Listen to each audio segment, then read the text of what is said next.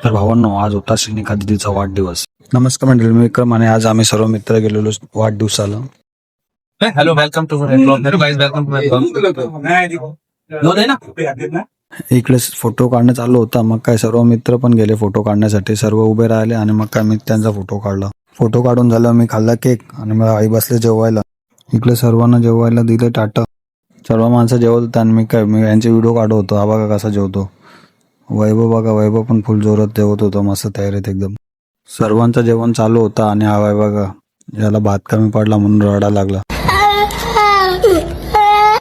बाहेर जेवण कमी पडलं म्हणून रडत होता. मग काय दिलं मित्रांनी त्याला जेवण.